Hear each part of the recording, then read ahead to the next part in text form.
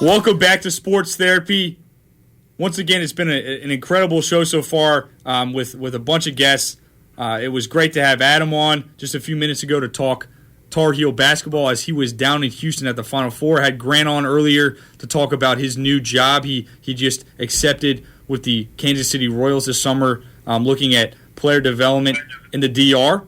But now it's my distinct privilege to bring on a good friend of mine, Matt Krause, who is an Elon alum, graduated last December. He's now working with IMG Sports. He is with, I believe, the University of Pittsburgh as well as Marshall University. And you can find him out on Twitter at Voice in the Box. That's at Voice in the Box. I'll bring Matt in now. Matt, how you doing, man? Doing great, Cole. It's great to hear your voice. You're doing a great job on the show, and thank you so much for having me on. Oh, man, I appreciate it, man. It's been a while, man. I mean, gosh, it's just crazy, that you're already out and doing it, man, out and about. It's crazy what's been going on. Just fill me in and fill in the listeners in on what you've been doing since you graduated in December. Yeah, so I've been working at IMG College in Winston-Salem, North Carolina. And for those not familiar, IMG is a sports media and marketing conglomerate. And the college branch is based right here in the Piedmont Triad. And part of our role is to run the radio broadcasts for roughly 50 to 55 major Division I institutions. Now, there's guys on site calling the play-by-play, but my role is a studio host and producer. So that means I take the raw feed from the broadcast site, courtesy of a ISDN or Comrex Access phone line. That's radio speak for those of you not familiar. And we take the play-by-play, mix it in with the commercials and pre-recorded broadcast elements using software, and it's part of my job to do all the technical side of all of that. And then the glamour part of my job is that I get to host segments of pregame, the halftime, and postgame shows for some of these major college basketball programs. And it's given me an indirect front row seat to college basketball this season, being able to work games involving North Carolina. I had the Tar Heels twice, a Duke game, West Virginia, Oklahoma, Arizona, Kentucky, Michigan State. So you name it, I got to see some of these great teams and be a part of these radio broadcasts. Man, that's awesome. So specifically, Matt, you are with the University of Pittsburgh, I believe, and the University of Marshall University. Is that correct? Yeah, that's correct. I started out doing Marshall football and then worked my way into Marshall basketball, and then there was a opening for University of Pittsburgh that popped up halfway through the year, and I was lucky enough, in right place, right time, IMG believed in me enough to put me on that as a rookie, you could say, my first year with IMG. So I'm very, very grateful for them for being able to do that, because all of a sudden, less than 5 months into working for the company, I'm on these ACC broadcasts working with Bill Hillgrove, who's not only the voice of Pitt football and men's basketball, he's also the voice of the Steelers. So he's a legend in Pittsburgh, and, being able to work with him, being able to work ACC tournament and NCAA tournament games, it's been a dream come true. Gosh, that's crazy, man. So also, I saw on your Twitter, I think it might have been today or yesterday, that you're doing something now with Villanova. Is it look? You said you got a mentor or something. Explain a little bit more about that, because I'm really interested in that. Especially, the voice of Villanova is a guy named Ryan Fannin. Yeah, and Ryan is a Villanova alum, but he's also an alum of Bishop Ireton High School in Alexandria, Virginia, where I went to high school. And his day job, per se, because not all of these radio guys, their full-time job is not just to call the games, especially at the college level. So Ryan's day job is actually the director of alumni giving and advancement at my high school.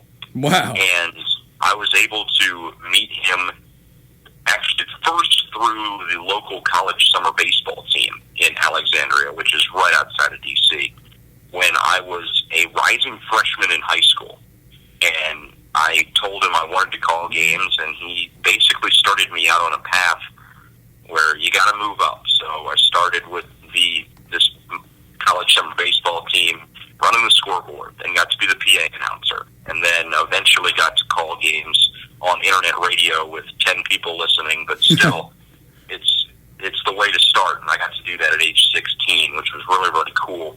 But not only was I able to do all these things, I was able to learn from Ryan. He was proctoring study halls my sophomore year in high school. So there I am as a 15-year-old learning how to make a spotting chart. And one of my professional mottos that I carry with me to this day, I learned from Ryan, and that was, failing to prepare is preparing to fail. And that's why I put so much time into preparing for every single broadcast that I'm on. Wow, that's awesome, man. And just such a cool connection to have, especially, as relevant as now, of course, with Monday's national championship game, going to the Villanova Wildcats, of course, them coming out victorious. But, Matt, I know that you've been paying attention throughout March and throughout, the beginning of April to this tournament. In my opinion, as I've said on the show so far, I think it's been one of the best tournaments, best finishes to a tournament that I've ever seen in my lifetime. I mean, what are your first takeaways from this March Madness, from this NCAA tournament? Yeah, overall, I think it mirrored the regular season in the sense that we had a lot of surprises, because throughout the regular year, it seems like a team couldn't stick at number one for more than a week or two, and there were more top 5 losses to unranked teams than ever before. And March Madness kind of had that feel early on. Lots of upsets. You didn't really know what was going to happen. But then, even in the regular season and down to the end of March Madness, the best teams wound up winning. So, yeah, you had your upsets, but it's not like someone's going to come out of nowhere to win. I think Villanova and North Carolina were by far the best teams in the month of March. Maybe not the entire body of work from November 10th onward through the end of the season, but the 2 best teams wound up playing for the national championship, and we got a whale of a game as a result. Oh, of course.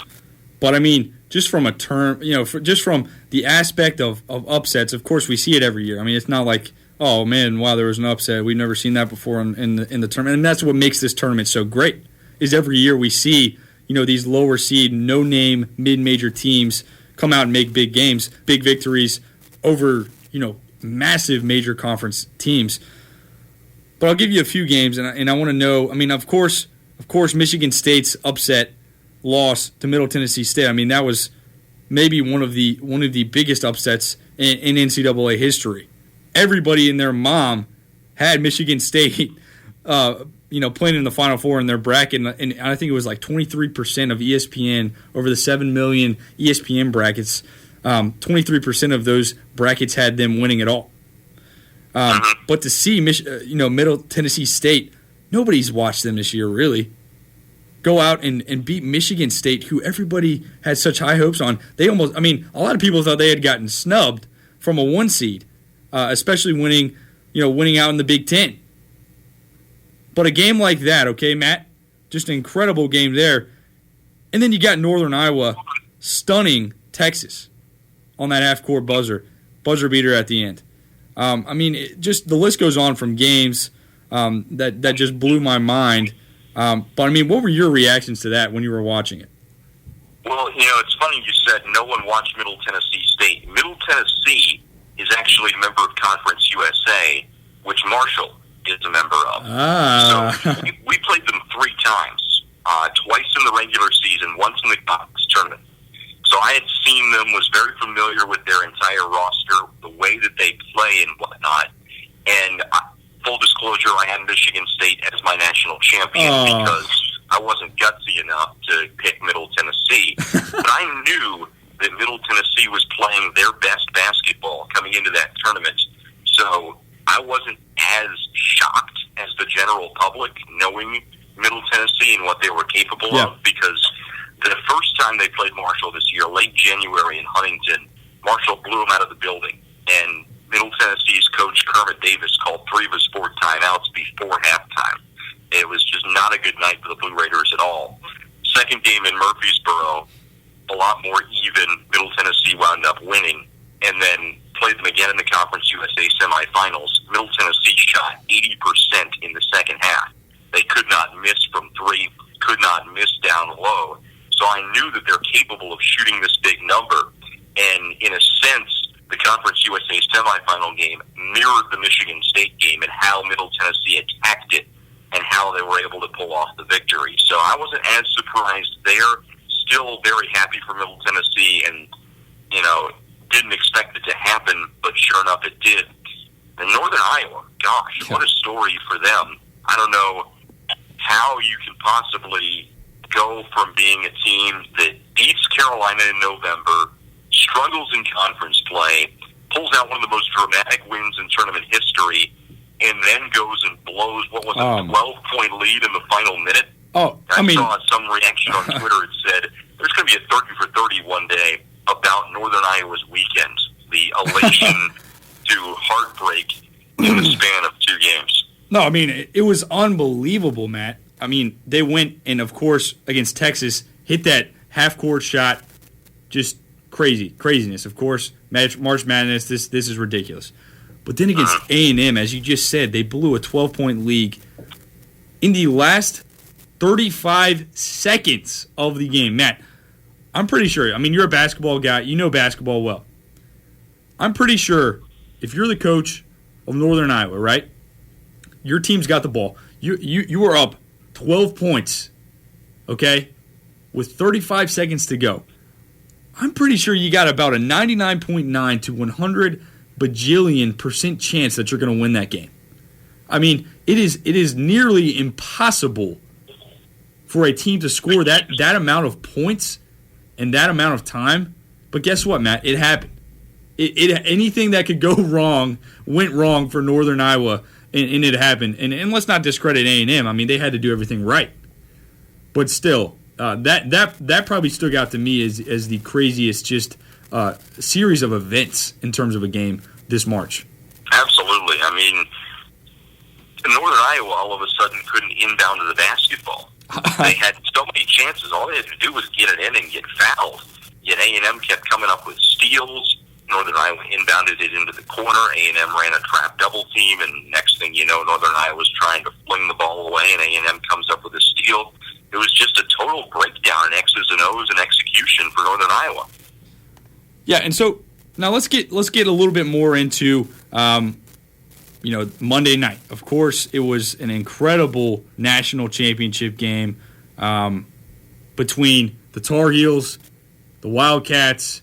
Of course, Villanova. Take it back a game against Oklahoma. I don't know about you, Matt, but I definitely had. I mean, originally when I picked my bracket, I actually had Oklahoma playing UNC in the national championship. Oklahoma winning it all. So yes, my bracket did look pretty good this year. I'm not going to brag or anything, but it looked pretty good. I thought there was no chance Buddy Hield was going to get stopped at this point. I thought, man, Buddy Hield just killing it, averaging nearly 30 points a game in the tournament. Potentially the player of the year. The list goes on. This guy can't be stopped. Didn't think there was any way Nova would come out and do it. And they beat him by 40-plus points in the Final Four. I mean, I just could not fathom what happened there. So obviously that opens up your eyes if you're hating on Villanova, as everybody kind of seemed to do throughout this season, because they can never get it done. From that game, you see they're legit. Of course, UNC kind of handily beats Syracuse in the other game. Big matchup in the final. I mean, going into that game, Matt, what were your initial predictions and thoughts for that game? Because I did actually have UNC coming out on top there. It's very interesting because if we were going into that game a week before it actually happened, I would have said Carolina would have walked all over Villanova. But after seeing what Villanova did to Kansas in the Elite Eight, and then the historic beatdown of Oklahoma in the Final Four that you touched on, I knew that Villanova was capable of giving Carolina a game. So going into that game, I thought that it was going to be close. I thought it was going to be another mid-70s game that tempo would have a lot to do with. Villanova, yes, they got a lot of transition buckets in that Oklahoma game, but they're a Big East team. They like to grind it out, while Carolina, as you know from watching them all season, loves to run up and down the floor. Yet Villanova's that more half-court oriented team, and we kind of saw a mixture of that in the first half as they went back and forth. But overall, playing that game in the 60s for most of the way and then just crept into the 70s in the final minute or so. You could tell that Villanova probably had the advantage in tempo going into that one. So that was my big key, is if Nova could play their game, they were going to be able to walk away with the victory, albeit a close one, and sure enough, that's what happened. I mean, just to look at the road that Villanova had to take to get to the national championship, the teams they had to beat, Matt, I believe it was 4 or 5 of the teams they beat were in the AP top 10 throughout the season. Of course, we talked about that was fluctuated seemingly every week. But taking down, a good Iowa team, a good Miami Hurricane team, handily. I think they moved on to Maryland, and of course, their big Elite 8 win, making it to the Final Four, destroying the Sooners. Just in terms of a team that dominated throughout a tournament, I don't know that we've seen that in years past, making it to the final game as we have with the Wildcats. Incredible there. But moving on to the game, of course, UNC jumps out to a quick lead. Going into halftime, they're up a few. But man, Jay Wright must have said something right, because at halftime, coming out of the break, the Wildcats could not miss a shot. They were on fire coming back from the second half. Absolutely, and it was the same thing that they did on Saturday. Saturday they shot 70% from the field, and then they did it again on Monday night. You talk about hot shooting. Villanova was getting those looks from 3, even though when you think about it, Ryan Arcidiacono was not scoring for most of that second half.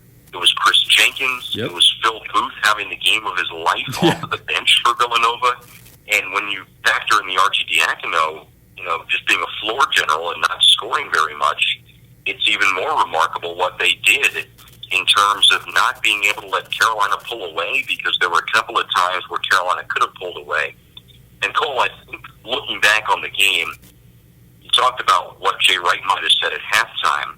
Probably the most important stretch of that game for me was the final 15 seconds of the first half. Yes. You remember, it's 39-32 Carolina. Villanova turns it over. Carolina's got an open floor, and I think it was Joel Berry misses a layup. Villanova turns it into 2 points right before the halftime buzzer sounds. That's a 4-point swing right there, and Villanova all of a sudden has got that little bit of momentum going into the halftime locker room. Yeah, I agree. I thought that was definitely a pivotal point in that game. But, Matt, one thing I want to talk about in terms of this game, and I've talked about it throughout my show today, was the officiating. I mean, everybody on Twitter has talked about it, of course. Everybody's talking about it. If you're watching the game, you saw it. The officiating was a little questionable in terms of this game. There was eight straight calls against UNC in the first half that were just kind of ticky-tacky fouls. I wasn't sure about it. Of course, they're really trying to implement that hand-checking new rule this year. Officials are definitely looking into that. But, man, what'd you make of that? What'd you make of that, as kind of a neutral guy, not really high on either team? What did you make of the officiating for this game?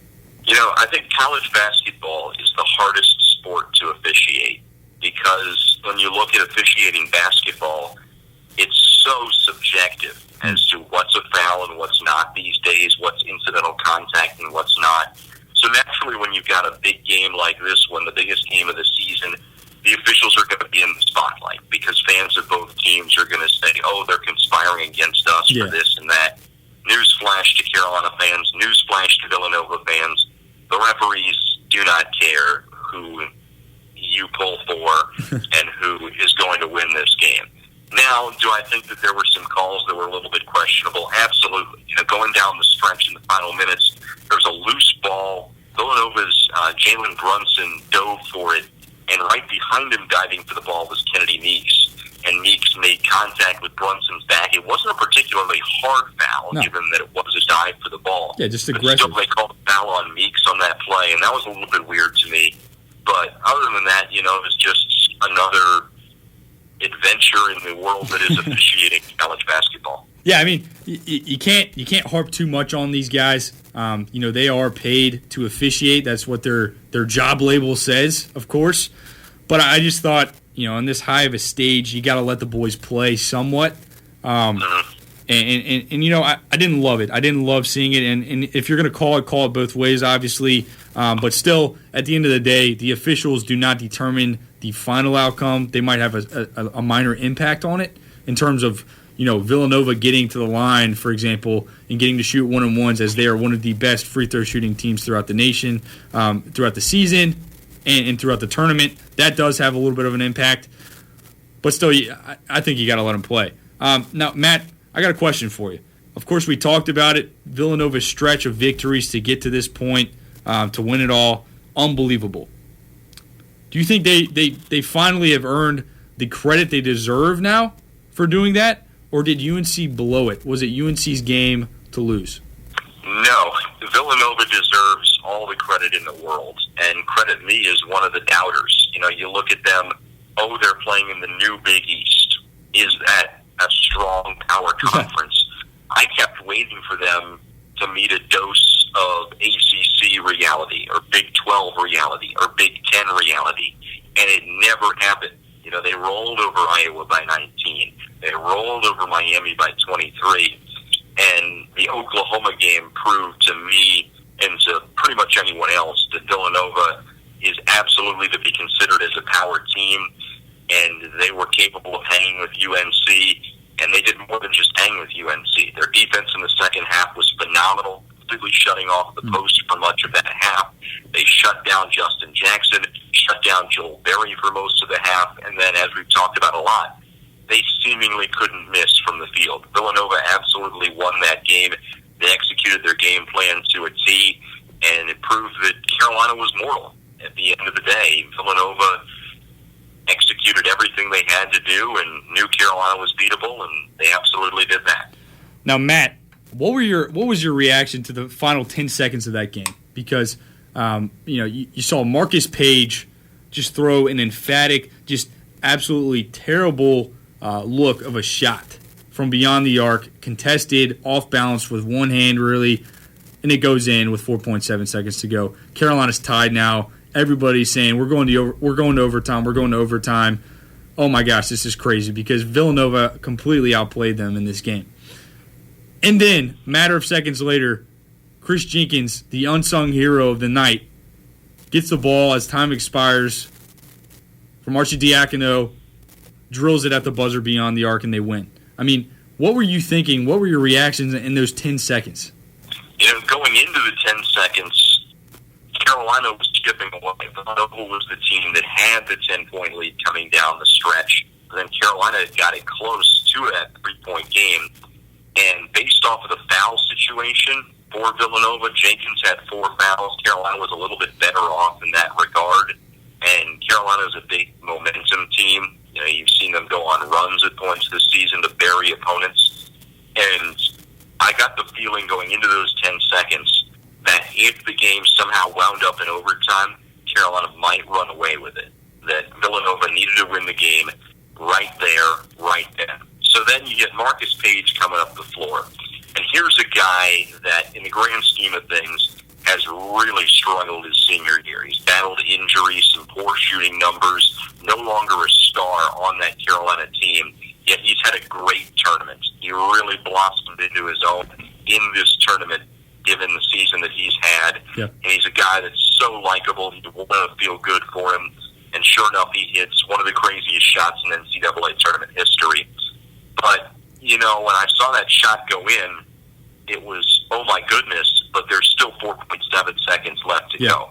I had a feeling Villanova had something up their sleeve, and that was exactly what they did. They got the ball to Chris Jenkins. I was surprised it wasn't Arcidiacono, but you had to think Carolina might have thought it would be Arcidiacono taking the shot, 4-year team captain, guy who grew up a Villanova fan. He's a sharpshooter from 3. It would just make sense.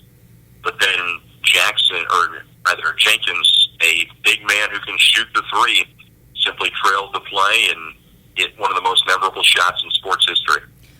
Yeah, so, final question for you, Matt. In terms of games in the tournament, in terms of, Final Four, national championship games, where do you see this one ranking in the history of the NCAA? Yeah, I'm probably on the young side to remember a lot of games much past the middle of the last decade. Yeah. In terms of games that I can remember watching, for the drama factor, it's right up there with Duke Butler in 2010. Yeah. It's probably the only game that can rival it in terms of drama factor coming down the stretch, closeness and whatnot. But overall, I'm sure that it's going to go down as one of the most memorable and one of the most dramatic in the great term best championship games in NCAA tournament history. It was a memorable night, to be sure. Oh, yeah, for sure. Thanks again, Matt. Thanks for coming on, man. And you can check Matt out on Twitter. He's at Voice in the Box. That's at Voice in the Box. Matt, I hope you have a great rest of this week, and I really look forward to seeing you progress in your career, and hopefully we'll have you back here on Sports Therapy very soon. Absolutely, Cole. Thank you so much for having me on. I look forward to watching you progress as well. You're doing a great job. Keep it up, and take care, buddy. All right, thanks, man. So once again, that was Matt Krause, good friend of mine, working for IMG Sports Radio, nowadays out of Winston-Salem. I've got one segment left for you here on the show, the feel-good story of the day, coming to you in a matter of minutes. Going to a quick break, but we'll bring that to you. Don't go anywhere. Listen here on Sports Therapy.